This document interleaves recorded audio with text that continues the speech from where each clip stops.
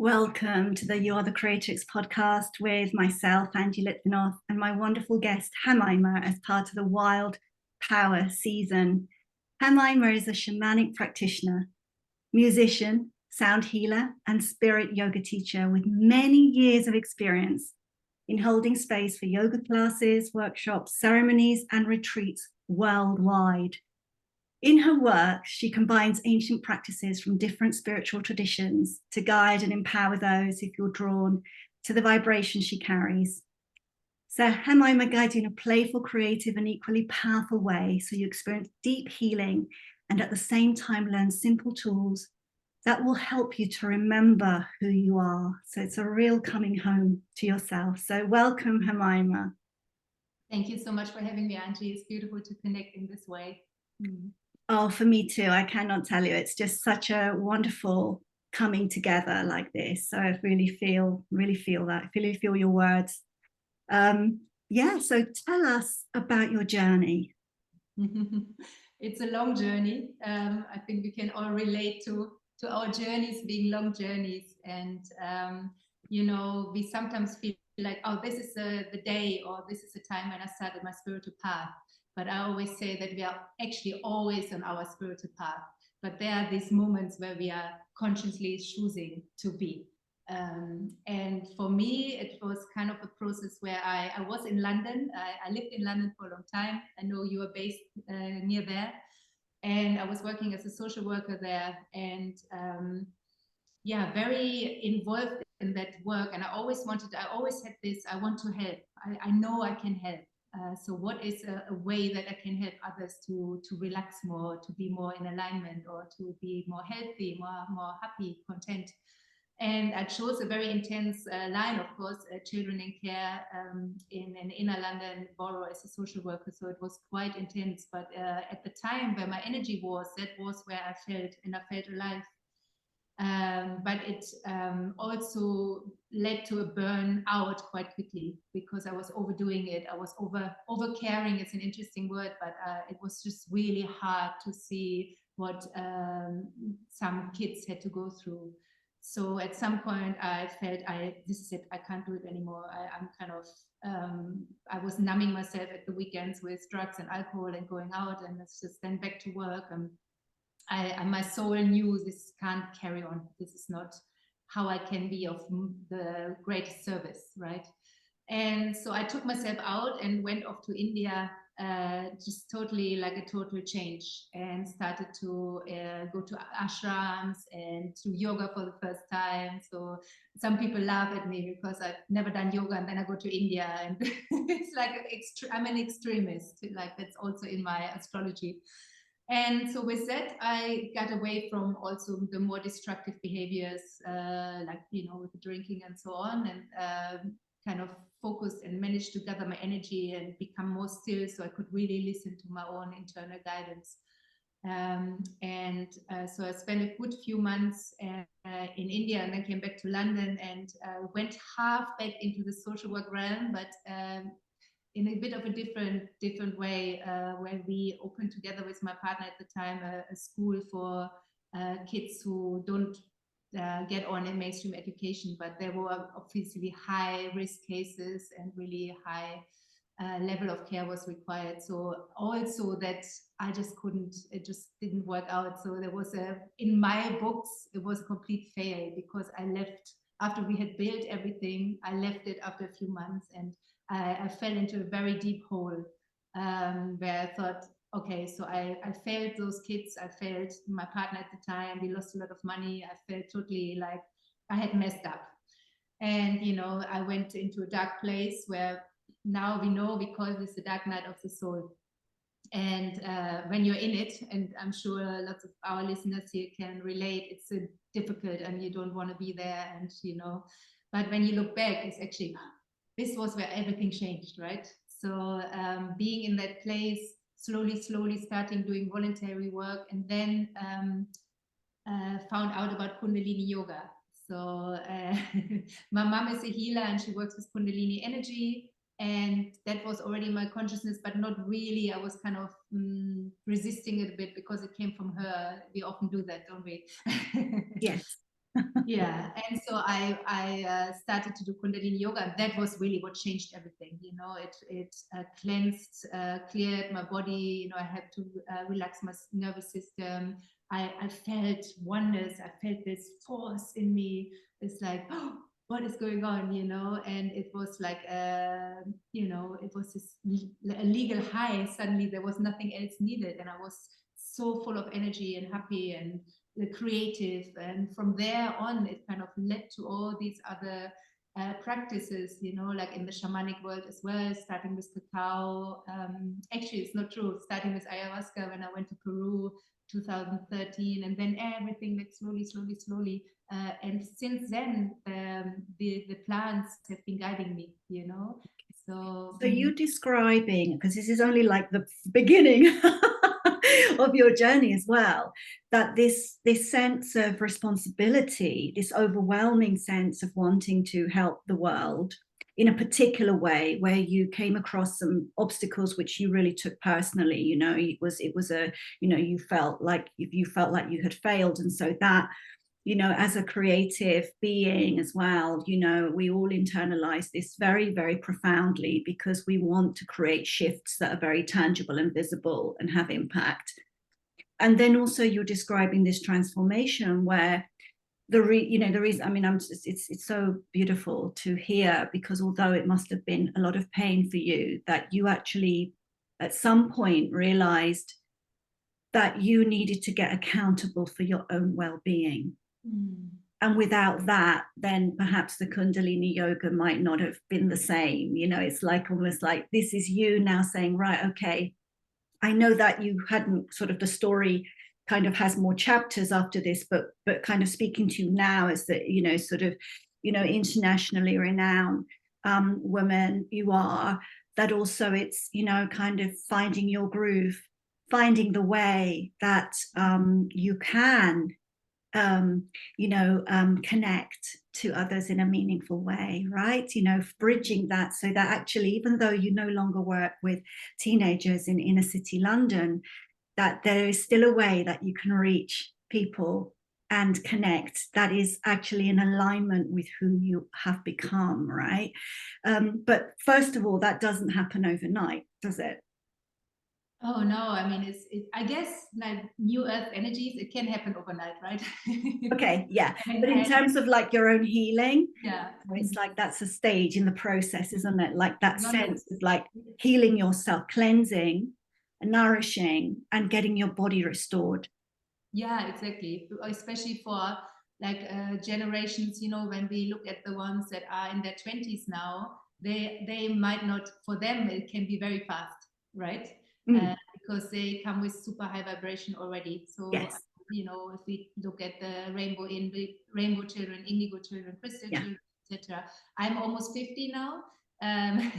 So yeah, there's more still that needs to be worked through, right? And some channel beings say that the consciousness of the new earth, or the DNA in us, for example, needs to still be upgraded. But in the newer generation, they already carry that consciousness. It's so interesting you say that, you know, because and you do make me smile. Yes, of course it can happen overnight. And yeah, actually, bloody hell, of course it can. And you made me think of my own kids, you know, like with, I've got a highly sensitive kids, and you know, I remember like you know, practicing as a shamanic homeopath, that my son picks out his own remedies from the age of like 2 or 3, and it's like that one, that one, that one. So okay.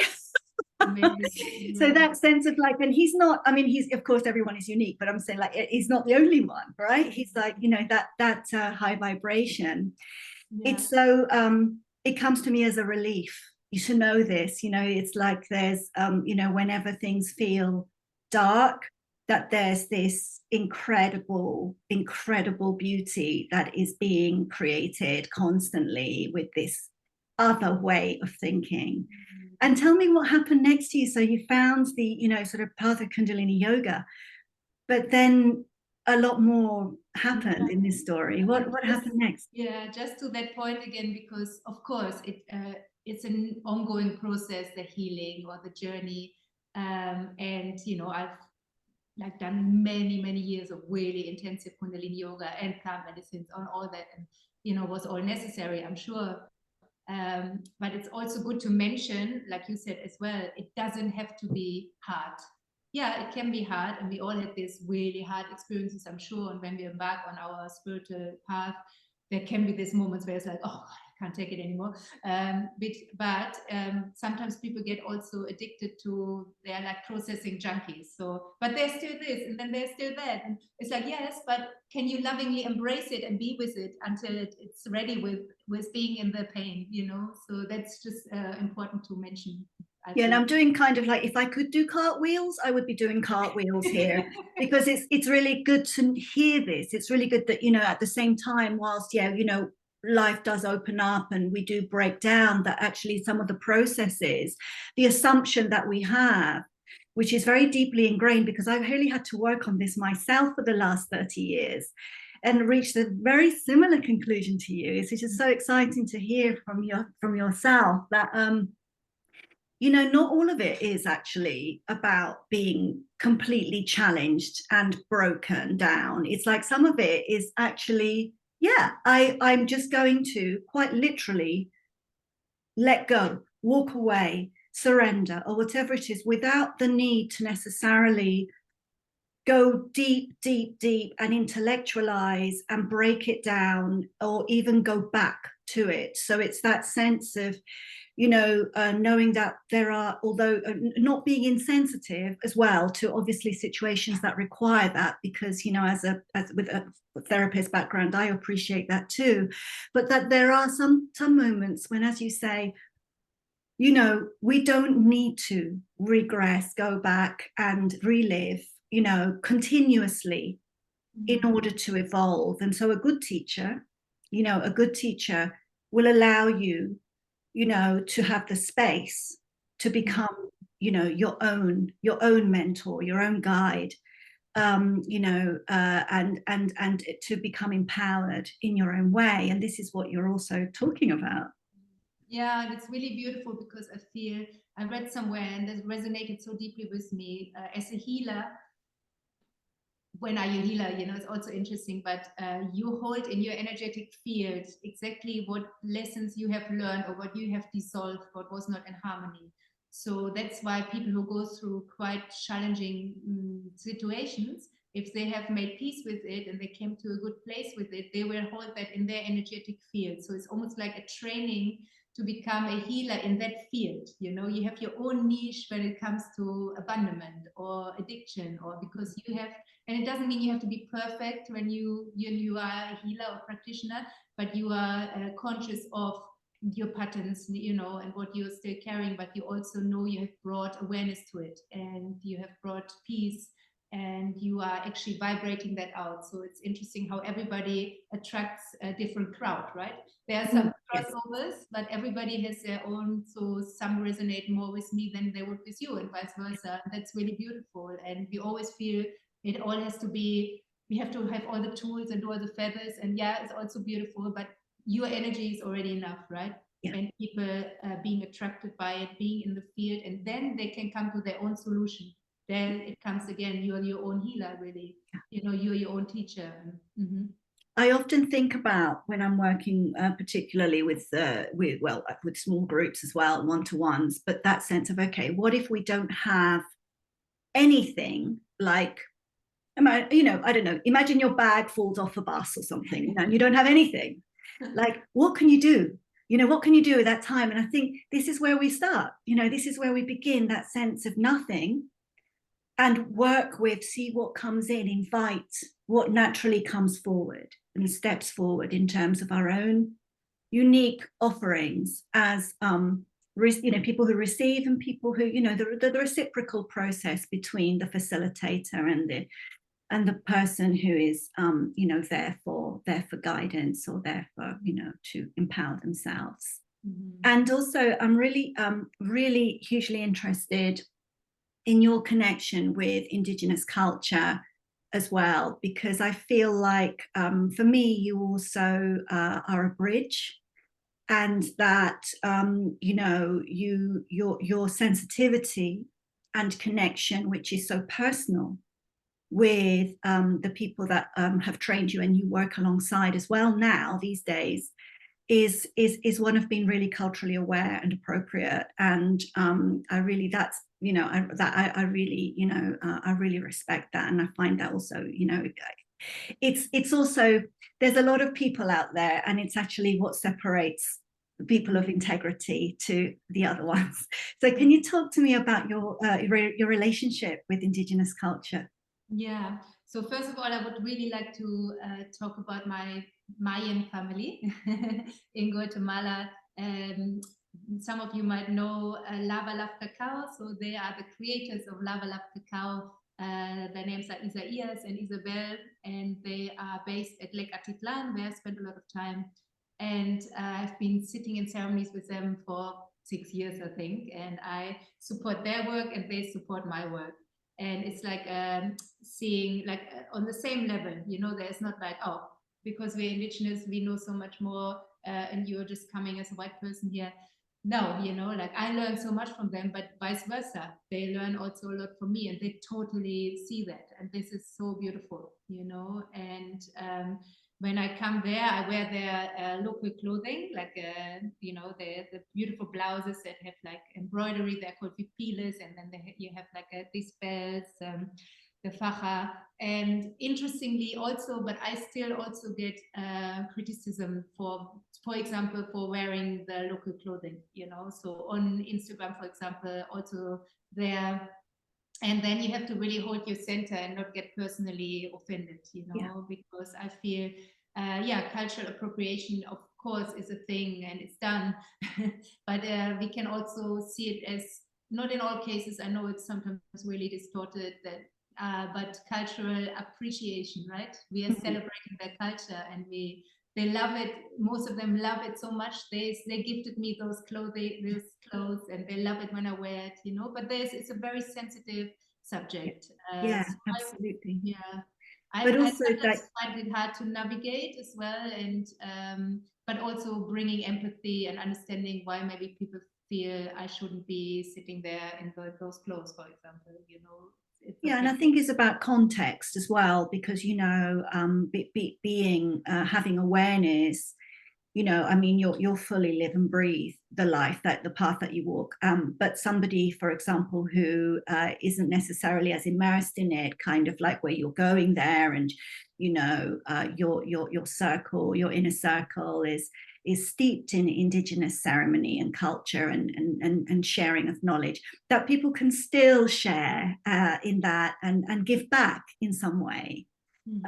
You know, and that's why I think that you're the bridge, you know, or a bridge, one of the wonderful bridges in our world, where, you know, that is possible. It is possible to give back and acknowledge, and you know, in gratitude for all the riches that these wonderful practices you know, create and give us, you know, as well. So it's just, and the reason why I ask as well is because it's not talked about enough, you know, like the kind of subtle differences between acknowledgement and, you know, not really acknowledging, you know, that kind of thing. And I think, you know, also just by our own behavior, we can teach so much, and that, you know, I see that so strongly in you.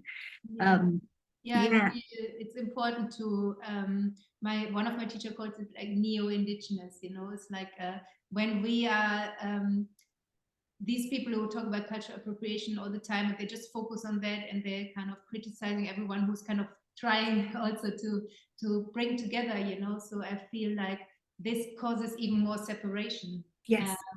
I feel we are all indigenous to this planet, right? Yes. In a way, and we have our pagan roots, and we have a lot to share. And so it's about seeing each other and celebrating each other and learning from each other.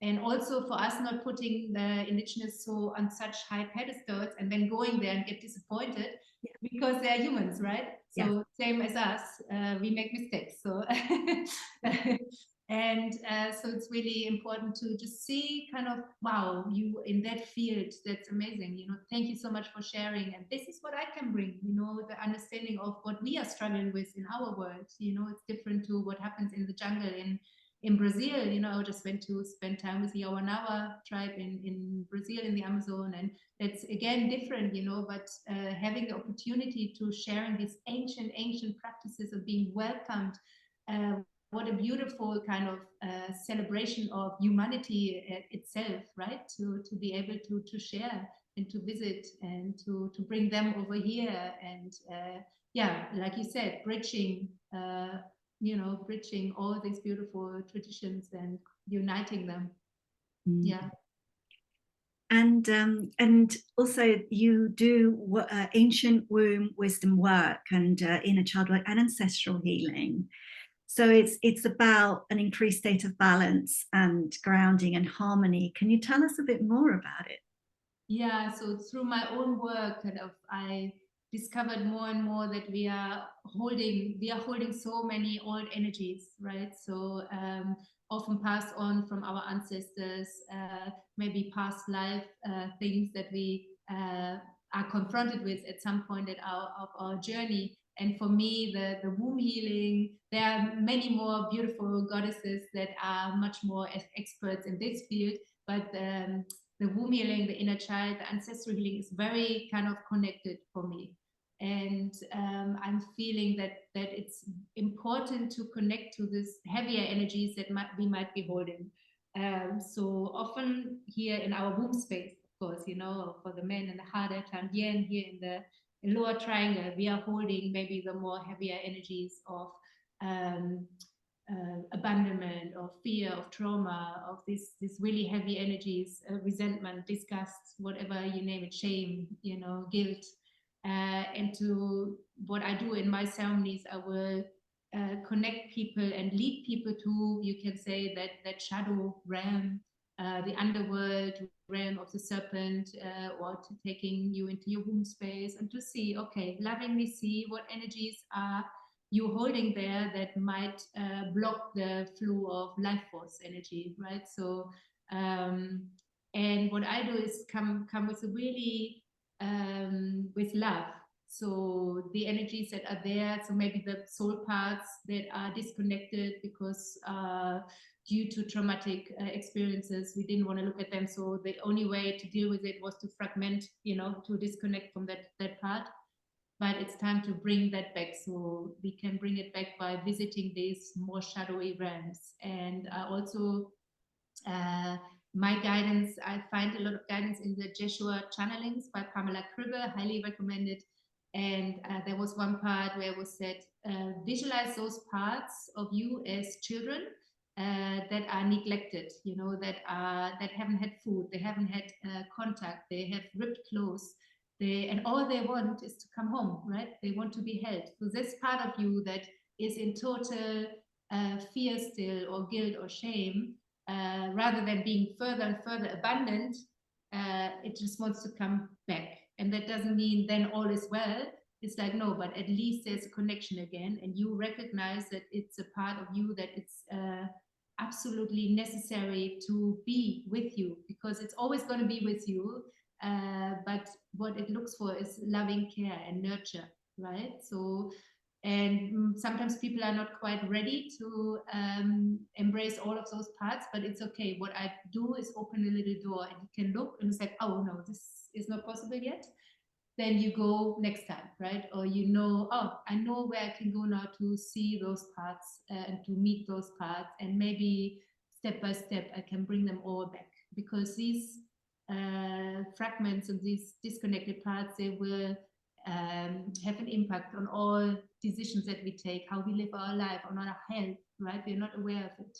So it's really all this work, the womb healing, the ancestral healing, the inner child healing, is about bringing all those parts back and making yourself becoming whole again, right? That's kind of my approach. Wonderful.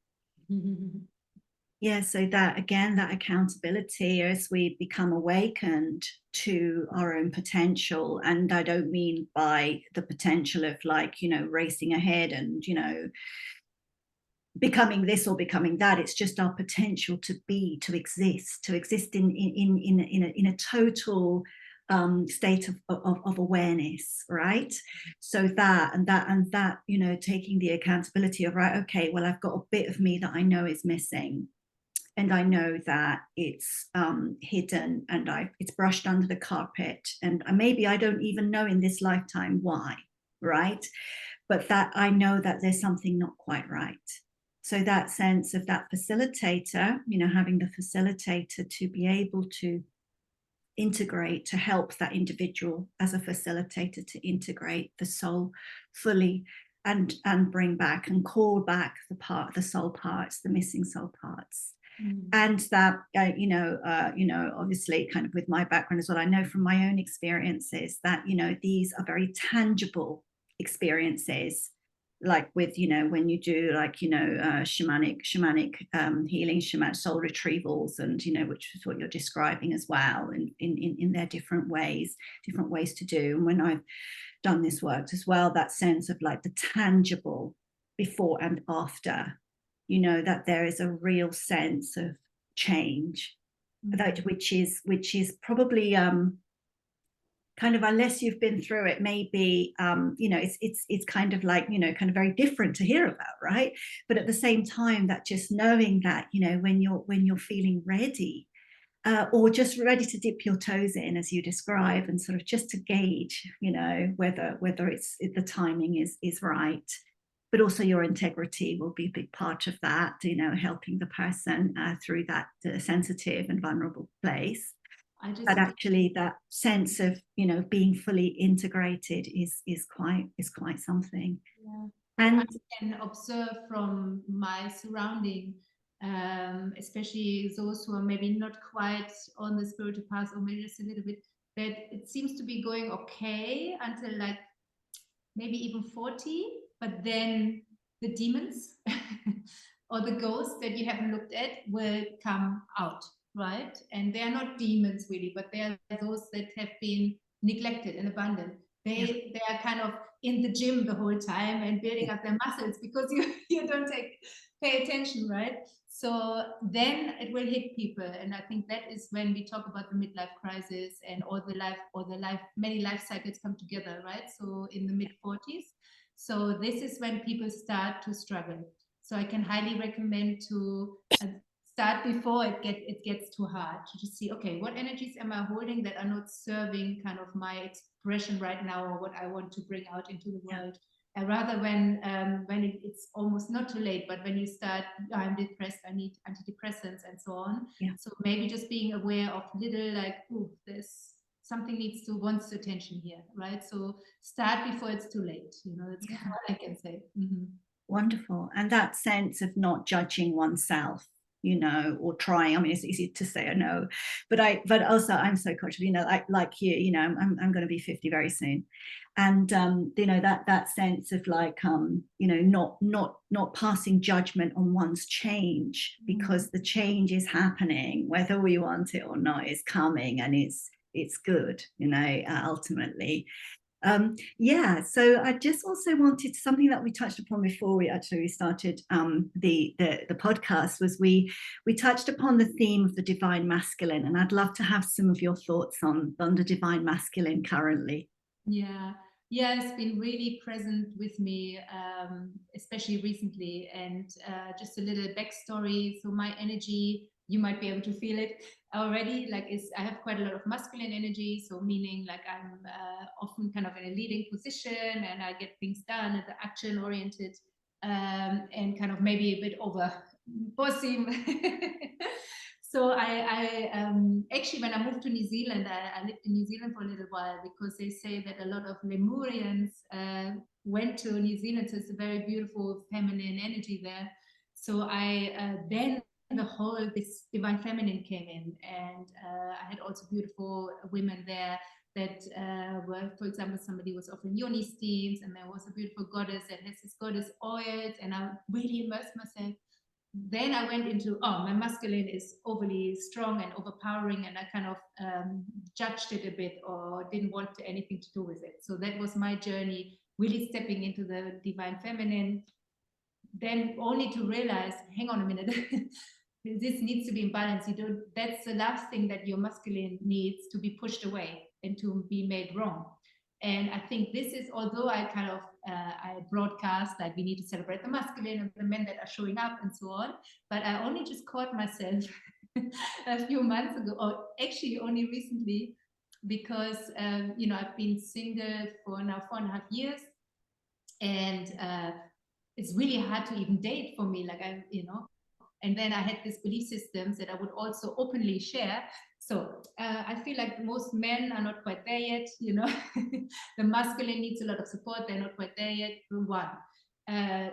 Two, I don't want to midwife another man. So if they haven't done their work, I'm not going to be the one dragging them along. So I've broadcasted all these belief systems. Of course, what I got was that, right? So and so it's like getting a little bit frustrated. So I was talking to a beautiful friend, and he just got really angry at some point, or firm, and he said, stop, can you please stop criticizing men?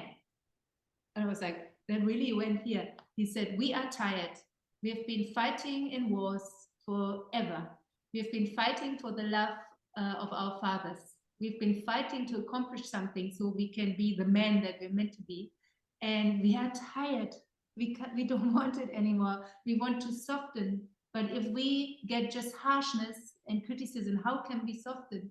And I was like, oh, you know, like, it doesn't sound like rocket science, but it really hit home.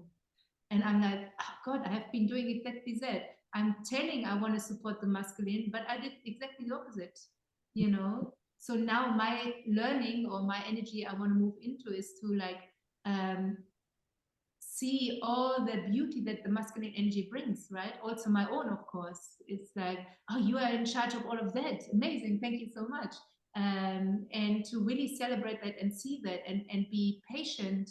And if there's a man who need, you know, the whole midwifing a man, they never ask us to do it. But we as strong women, it's like, oh, you know, you should come to the ceremony, you should do this, you should meditate. We feel like we have the savior complex, right? We feel like we have to somehow, but they never ask us to. And we kind of disempowered them, or I did at least, can't speak for everyone, by feeling I know better. And if you do what I do, then you will feel better. So this is my new kind of, for this year, bringing in this energies. Can highly really ask all this, also what this beautiful man said, please also ask your sisters to not criticize men in that way. You know, we need to find another way of being together in harmony, because it's a new earth, right? Only in total harmony and balance of the divine masculine and divine feminine will we move over the threshold fully.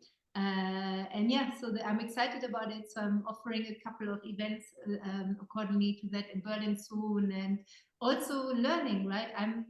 I feel I learn also through these events, through everyone who comes. It's not like I have all the answers. Mm-hmm.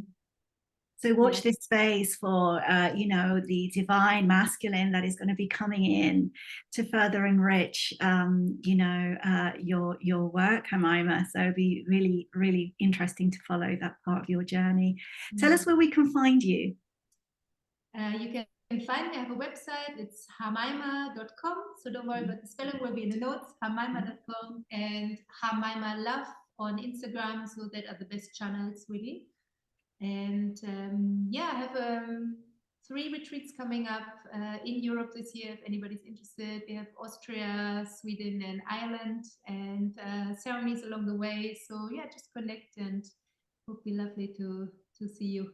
Wonderful. I highly recommend that you begin to follow Hamaima's work, because you may well be inspired to take her up on some of her offerings. Thank you so much for being my guest. Oh, thank you for having me, my love.